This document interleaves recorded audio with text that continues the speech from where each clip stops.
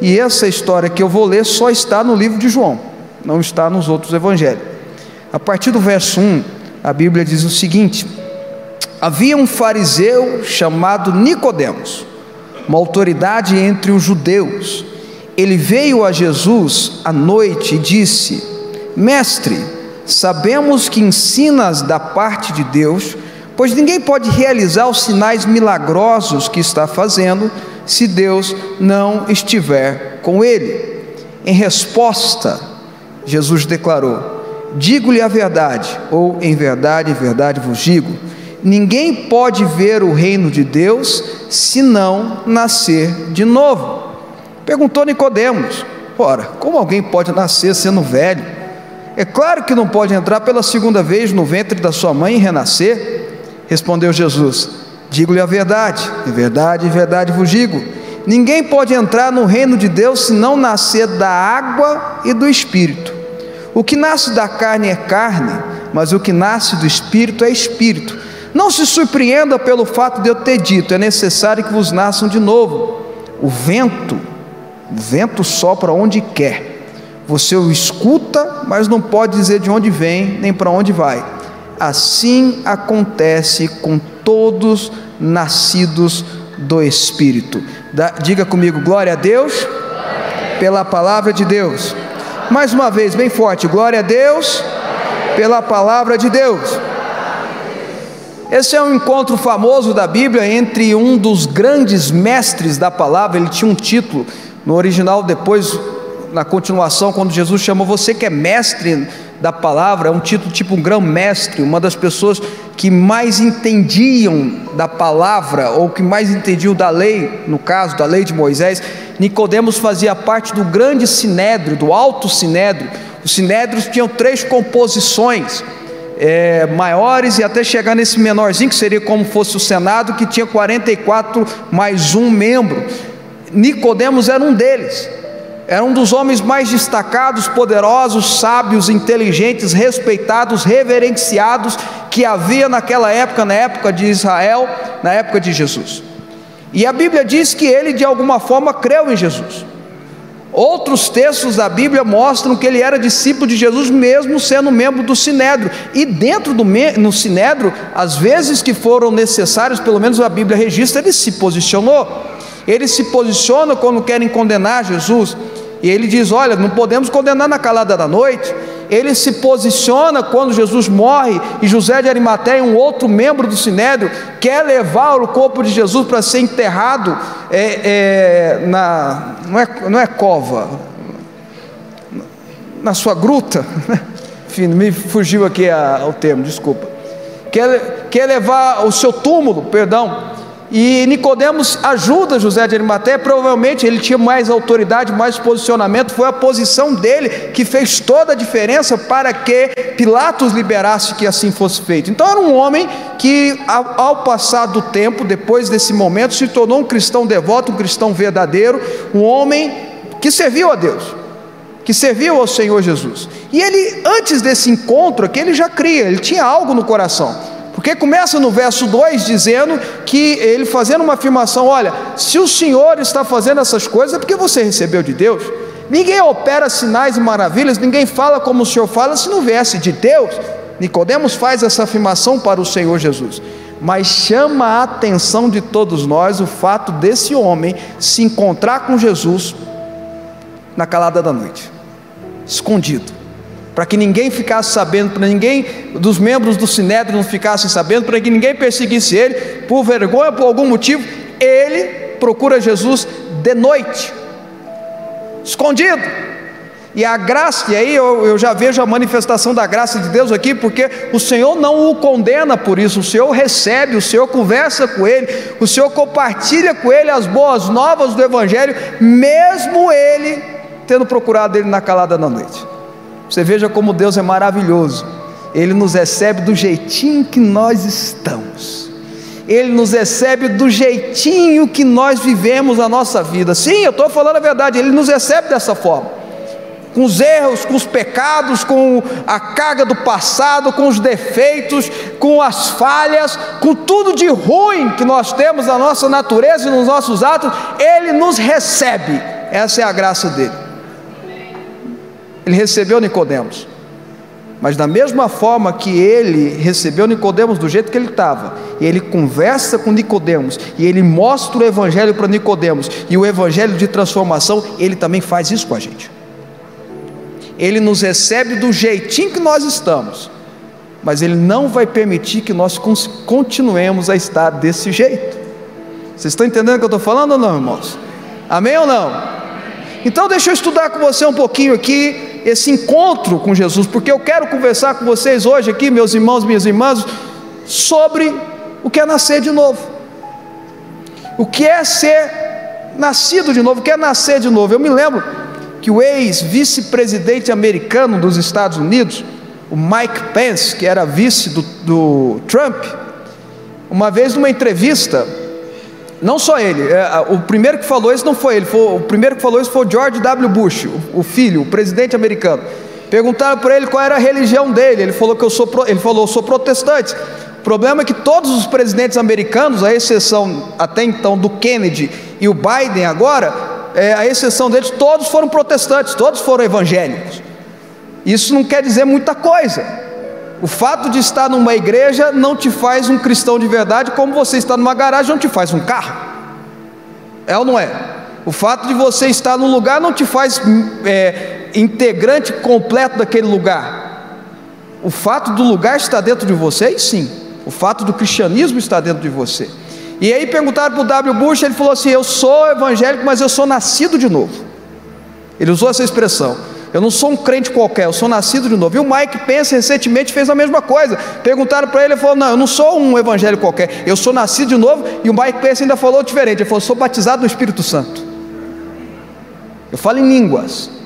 Interessante a gente falar isso, né? Porque no meio da política americana, a política mais poderosa que existe no mundo, ainda tem homens com honra bíblica de dizer: eu sou nascido de novo, eu sou cheio do Espírito Santo, eu sou batizado pelo fogo do Espírito Santo.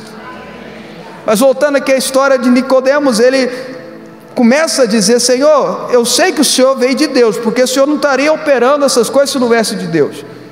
E Jesus já entra na conversa. Jesus não enrola, Jesus é direto.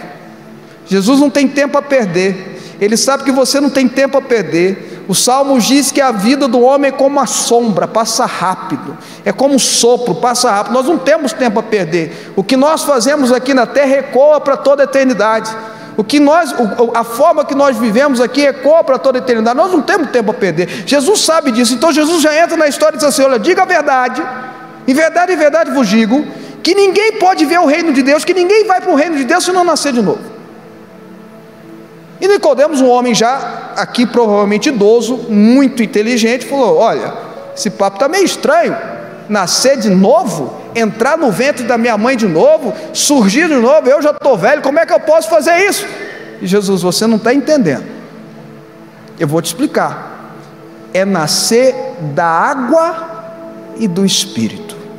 O nascer de novo, ou o que Paulo chama na carta de Tito, regenerar, renascer, é da água e do Espírito. Em verdade vos digo, que quem não nascer da água e do Espírito, não verá o reino de Deus. É uma forma de nós estudarmos, é uma forma de nós buscarmos. A gente encontra também expressões dos apóstolos, ou melhor dizendo, do apóstolo Paulo, sobre nascer de novo. Em 2 Coríntios capítulo 5, verso 17, Paulo diz que nós temos que ser uma nova criatura, nós somos feitos nova criação. As coisas velhas ficaram para trás, e eu me torno uma nova criatura. Em Gálatas capítulo 2, verso 20, Paulo dá uma outra frase maravilhosa. Ele fala: não vivo mais eu, mas Cristo vive em mim. E ele começa dizendo: eu estou crucificado com Cristo Jesus. Esse não vivo mais eu, mas Cristo vive em mim, ou esse fato de eu ser uma nova criatura, é o nascer de novo. É o nascer da água e do Espírito. Começando de trás para frente, nascer do Espírito é algo que o Espírito Santo dá. A palavra Espírito aqui é pneuma, é a mesma palavra usada para o Espírito Santo. É algo que o Espírito Santo pode fazer. Não é algo que o Espírito do Fábio faz. Não é algo que o Espírito do pastor Neander faz. Não é algo que o seu Espírito faz. É algo que o Espírito Santo faz em você. É um ato do Espírito Santo de Jesus. É um ato de Jesus Cristo que envia o Espírito Santo para que você nasça de novo. É algo da graça dele. É algo da misericórdia dele. É algo da ação sobrenatural dele nas nossas vidas.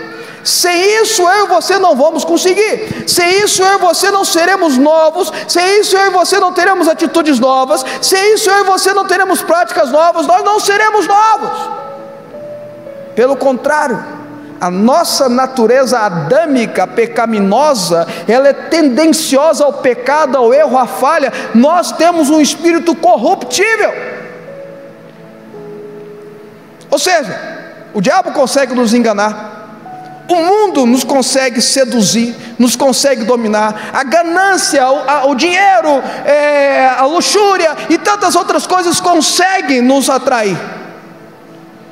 O que impede é a ação sobrenatural do Espírito de Deus em nós.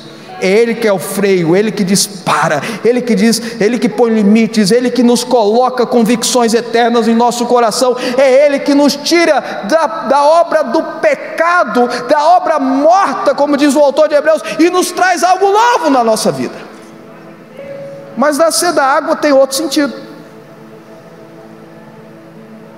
Eu vou dizer no finalzinho sobre isso, mas em Ezequiel capítulo 36, o profeta, e eu repito, a Bíblia, eu falo isso aqui direto no domingo, a Bíblia interpreta a Bíblia.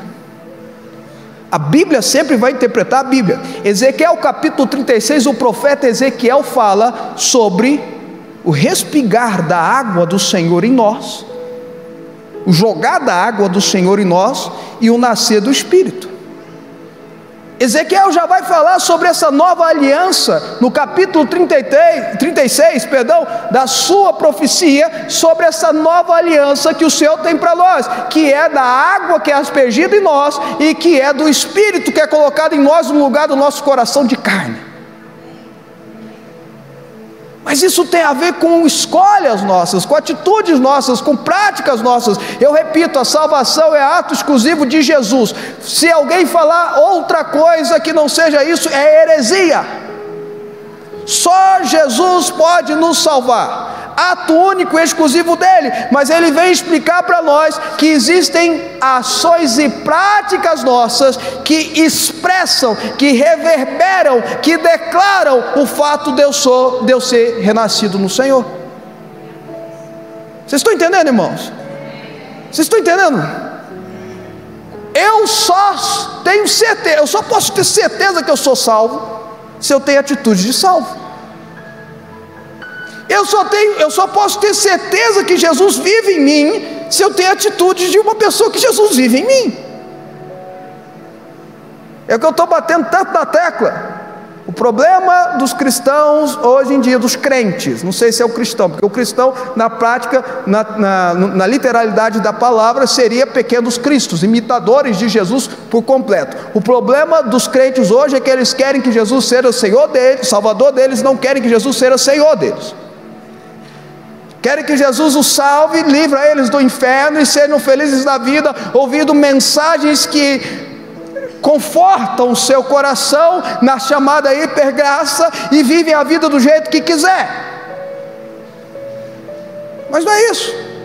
Para você ter uma ideia, irmãos, isso para mim foi algo surpreendente. Para mim foi algo surpreendente. Eu acho que vai surpreender você também, você que não ouviu falar isso durante essa semana da campanha. Escuta, no Novo Testamento, Jesus é chamado de Salvador 22 vezes. Vou repetir, no Novo Testamento Jesus é chamado de Salvador 22 vezes. Sabe quantas vezes ele é chamado de Senhor? 650 vezes. 650 vezes contra 22. Vocês estão entendendo, irmãos?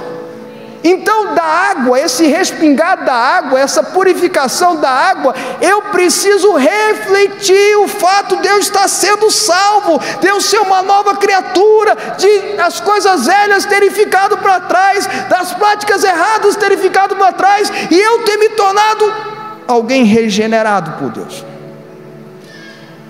E não tem muito segredo. Primeiro são mudanças do jeito de ser. O apóstolo Pedro fala que tem que abandonar até as roupas contaminadas pela carne, pelo pecado. O jeito de ser é abandonar o pecado. E a lista de pecado não é a igreja que apresenta para você não, tá, irmãos?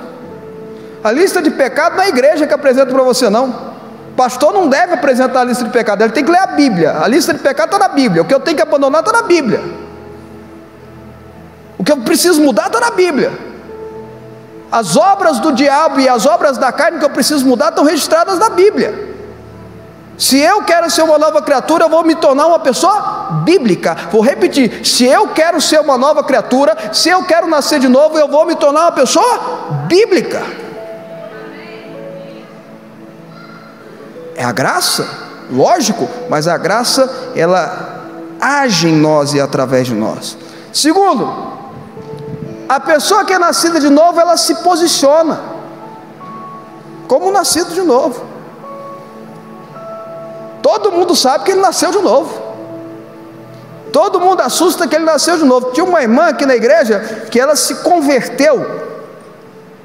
Ela se converteu porque ela não acreditava que o adolescente que conviveu com ela na escola tinha se tornado o apóstolo César Augusto. Então ela veio na igreja. E ela olhou o apóstolo, isso faz anos, uns 15, 20 anos para trás.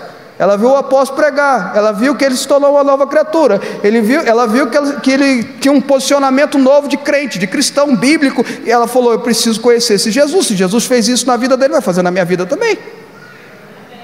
Ele se posiciona, o nascido de novo se posiciona. O apóstolo Paulo fala em Romanos capítulo 12, que nós temos que ser inconformados. Não se conformeis com esse século. Eu me posiciono contra esse século, eu me posiciono contra o espírito mundano, eu me posiciono contra o anticristo. Porque quando a gente fala de anticristo, a gente já lembra da escatologia, a gente já pensa que anticristo é uma pessoa que vai se manifestar e tudo mais. Irmãos, o apóstolo João e o apóstolo Paulo falava do espírito do anticristo na época dele. É tudo que se opõe à autoridade de Jesus. Tudo que se opõe à autoridade de Jesus é o espírito do anticristo. Vocês estão entendendo, irmãos?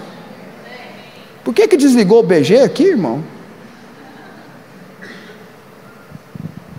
Terceira coisa, ele não só se posiciona, ele tem postura. Postura. Sabe, irmãos, quando Pedro negou a Jesus, tem algo que sempre me chamou a atenção no texto. Pedro negou Jesus 3 vezes, vocês lembram dessa história? A primeira pessoa chega e diz: você estava com ele. Fala: não, nunca vi esse cara na minha vida. Primeira vez. A segunda: você estava com ele, sim. Nunca vi esse cara na minha vida, estou conhecendo ele agora. Na terceira pessoa que fala com Pedro, ele diz assim: mas você fala igual ele. Algumas traduções falam: você é galileu, você tem o mesmo sotaque. Mas a expressão é essa: você fala igual ele. O seu jeito de falar é igual dele. E Pedro nega Jesus. Ele errou aí. Veja o posicionamento, o jeito de ser de Pedro é de falar igual Jesus, ao ponto da pessoa confrontar ele até na hora que ele estava errando. Você fala igual Jesus, o seu posicionamento é igual a Jesus. Quando Eliseu passou na casa da mulher rica, ela olha para o marido dela e fala assim: eu vejo que esse homem que passa por aqui é santo homem de Deus. Ele tem jeito, ele se posiciona, ele anda, ele fala. Vocês estão entendendo ou não? Um nascido de novo tem posição, tem posicionamento, se põe. Irmãos, eu não sei se eu vou chegar lá não, eu acho muito difícil isso acontecer, mas a gente acredita, né? A gente tem fé. Eu sou homem de fé, eu acredito. Irmãos, que título maravilhoso esse: santo homem de Deus. Não, santo homem de Deus. Que título maravilhoso. Só Elias e Eliseu receberam esse título da Bíblia. Santo homem de Deus. O jeito dele andar, o jeito dele pensar, o jeito dele falar. A graça de Deus se manifesta, a presença de Deus se manifesta, a paz do Senhor se manifesta, a vida de Deus se manifesta. Ele tem posicionamento. Você sabe. E as pessoas respeitam. Acredita em mim, as pessoas respeitam. Até aqueles mundanos respeitam quem se posiciona. Aliás, eu vou dizer algo para você em nome, aquele que tem posição de cristão. Eu vou dizer algo em nome de Jesus para você. Se as pessoas do teu serviço ainda não estão te respeitando na sua frente pelo seu posicionamento cristão, é porque você está precisando se posicionar mais. Talvez você entrou nas brincadeiras que não deveria. Talvez você entrou nos comentários que não deveriam. Perseguir é diferente de respeitar ou desrespeitar. Talvez você deu vazão a historinhas, a conversinhas. Talvez você nas redes sociais fez besteira. Olha, irmãos, isso é tão perigoso. Mas os meus negócios exigem que eu seja assim. Eu me lembro de um empresário muito bem sucedido aqui que começou assim, dizendo: eu tenho que entrar porque os meus negócios, eu preciso ter uma vida assim mais tranquila, entenda, eu vou começar a compartilhar bebidas aqui nos meus eventos, nas minhas festas. O cristão se posiciona, ele é respeitado pela sua posição, ele tem postura, ele tem posicionamento, ele é respeitado pela sua postura. Quarto, disciplina cristã. O nascido de novo tem disciplina cristã. E que disciplina cristã que ele tem? Lê a Bíblia, ele ora, ele busca a Deus, ele vai na igreja. Sabe, irmãos, antigamente era tão sagrado ir num domingo à noite na igreja, num domingo na igreja, era dia do Senhor. Vamos fazer tudo de segunda a sábado, mas do domingo é dia do Senhor. Tem que ir para a igreja. Eu fui pregar na Namíbia, na África, eu e a bispa, e até hoje eu não esqueci de algo. Gente, nós temos que aprender com aquele povo que vocês nem imaginam. Eu nunca esqueci de algo. O pastor ficou o tempo todo, a gente foi pregar numa conferência, pregando na conferência, no domingo a gente ia pregar na igreja. Ele passou o tempo todo na conferência dizendo assim: olha, no domingo é culto africano. E eu, na minha cabeça, culto africano quer dizer que eu vou botar a roupa africana. Lembra disso? Vamos botar a roupa africana. Vai ser divertido, vai ser bom. Irmãos, aí ele vira para mim e fala assim: o culto começa às 10, mas eu vou te pegar por volta das 10h15, chegamos 10h30 lá. Eu falo: mas tá bom, né? Por que será? Queria chegar mais cedo, culto africano. Chegamos 10h30, resumo da ópera. Vou fazer um resumo para vocês. Deu 7 horas da noite, eu e ela pedimos arrego. Falando: não damos conta mais desse negócio aqui não. O avião ia sair no outro dia. Eu falei: vamos embora. É comida, é festa, é culto, é celebração, é dança, é pregação, é culto, é teatro, é dança, é festa, é música, e adora o Senhor, e faz isso, e faz aquilo, e come um pouquinho, e celebra.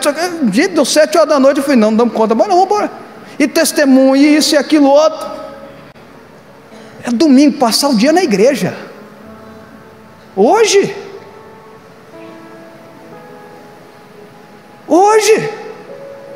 pois era impensável e o negócio está passando rápido. Há 10, 15 anos atrás era impensável um cristão não passar Réveillon na igreja. Era impensável.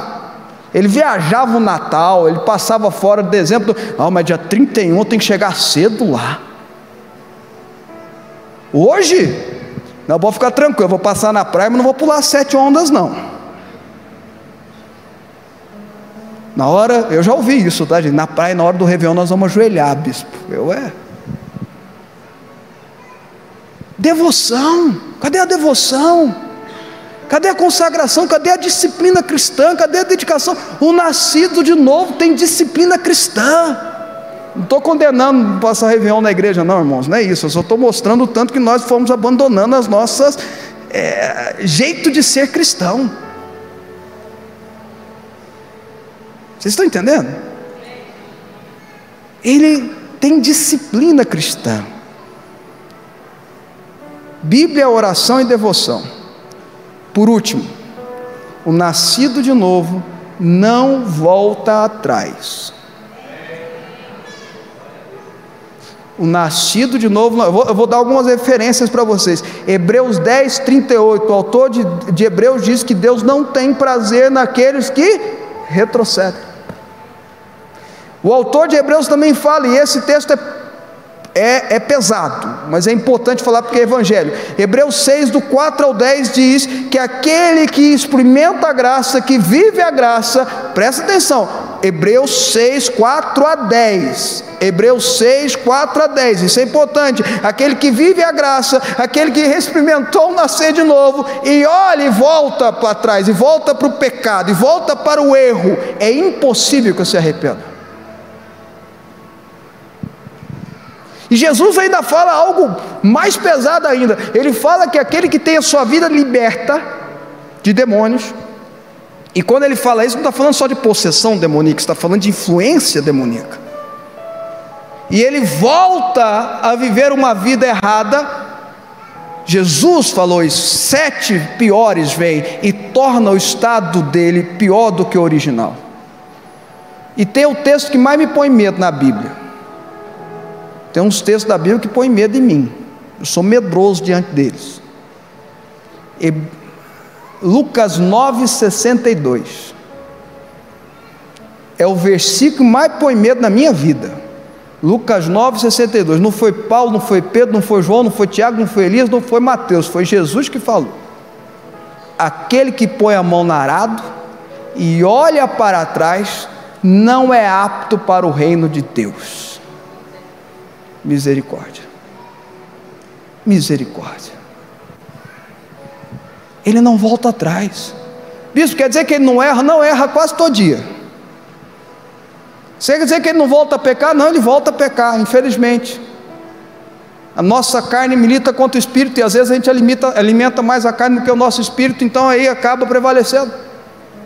Paulo fala isso, Paulo fala: eu que sou desvirtuado, eu sou um homem desvirtuado, às vezes eu faço aquilo que eu detesto, aquilo que eu odeio. Paulo fala isso. Quem vai me livrar da ira vindoura? Está em Romanos, estou falando Romanos 7, aí no Romanos 8, verso 1, quando ele entra em Romanos 8, o negócio é maravilhoso. Ele diz que nenhuma condenação há para aqueles que estão em Cristo Jesus. Então, para a gente terminar, abre tua Bíblia em Ezequiel 36,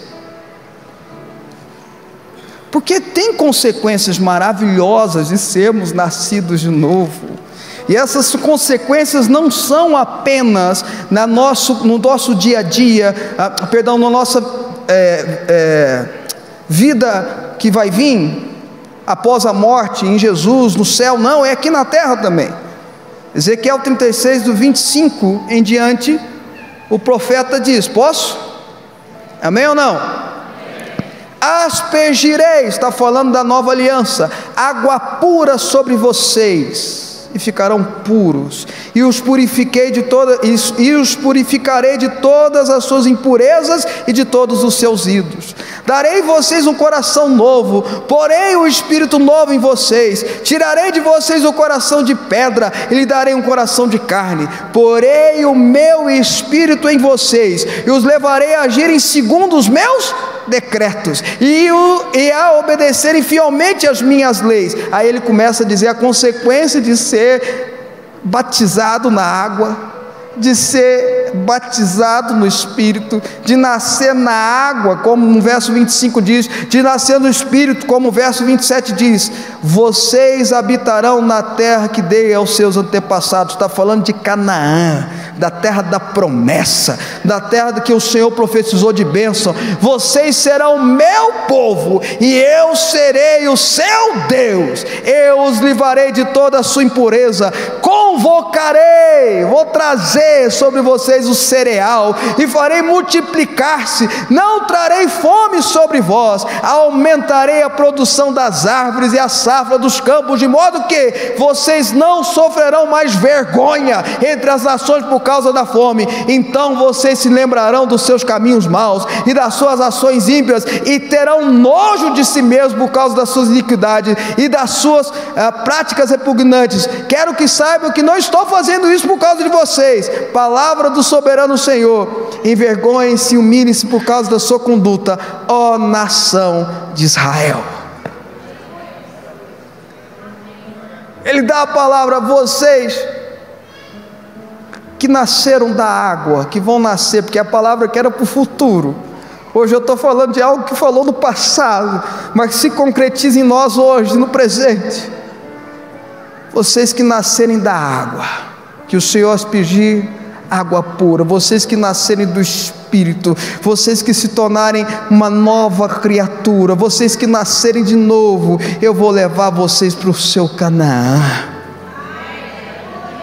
Vocês serão, essa frase é maravilhosa, vocês serão o meu povo, eu serei o seu Deus, eu vou livrar vocês das consequências das suas impurezas, dos seus pecados. Sim, vocês merecem ser condenados, mas a minha misericórdia triunfou sobre o merecimento, e ela é a causa de vocês não serem destruídos. Ela não tem fim, ela se renova a cada manhã.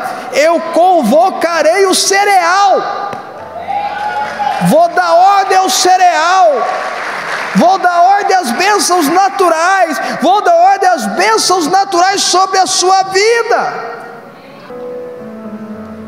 Sabe, uma das características da nova criatura é ter nojo dos seus atos pecaminosos. Não é ter nojo do pecado, vou ter nojo do pecador que está perto de mim. Não é isso que ele está dizendo aqui. É ter nojo dos atos que você mesmo cometeu. Você entende a diferença?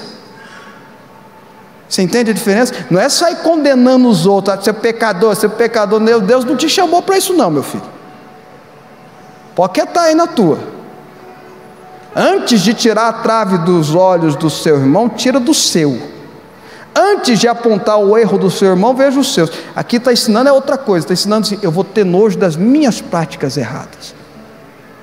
Uma das provas de ser nova criatura é ter nojo das suas próprias práticas erradas.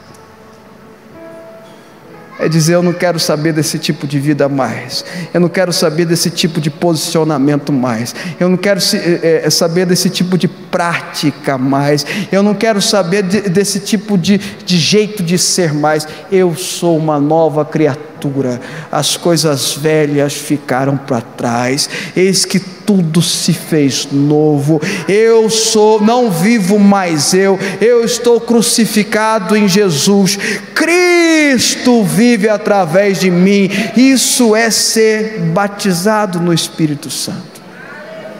As pessoas muitas vezes perguntam para mim direto, na verdade: o que é ser batizado do Espírito Santo? Batizado do Espírito Santo é receber e cair no chão e falar em línguas e pular. Não, isso é manifestação, e Deus faz isso, o Espírito Santo faz isso. Tem gente que não acredita, mas o Espírito Santo faz isso. Ele faz isso. Em Atos capítulo 2, quando desceu em Pentecostes, o povo achou que o povo estava bêbado. Então eram atitudes assim meio diferentes mesmo, para achar que estava bêbado. Não é? Pedro levantou e falou assim: não, ninguém está bêbado aqui não, isso aqui está cumprindo o que disse em Joel capítulo 2. Então acontece, isso é manifestação. Batismo no Espírito Santo, a definição é essa: é Jesus viver através de você, é o Espírito Santo assumir o comando da tua vida, é o Espírito Santo assumir o comando da tua mente, levar a tua mente cativa à autoridade de Jesus Cristo. É o Espírito Santo pegar a sua mente e tirar ela aqui da carne, do inferno, e colocá-la nas coisas do alto. É paixão por Jesus. Isso é nascer de novo. Sabe, irmãos, meu desafio para você hoje, de todo o coração, é como Paulo ensinou, e ele fala para fazermos isso antes da ceia: examine-se o homem a si mesmo,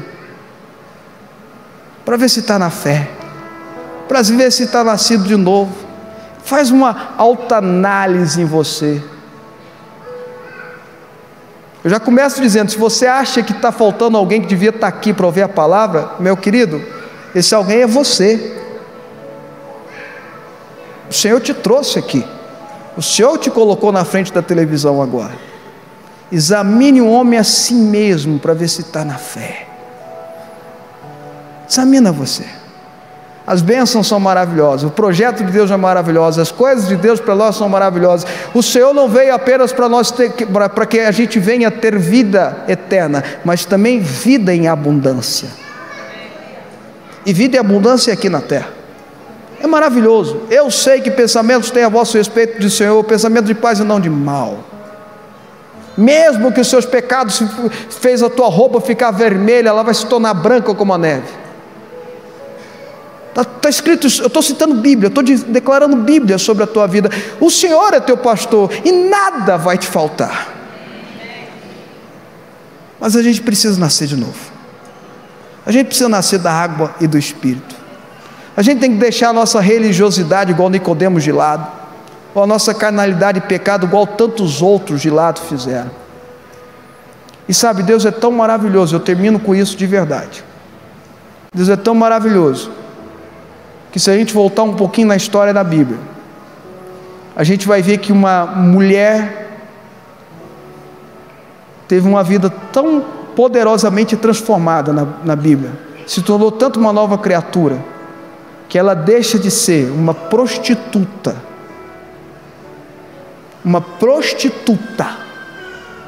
cultural e rica, porque morava na muralha,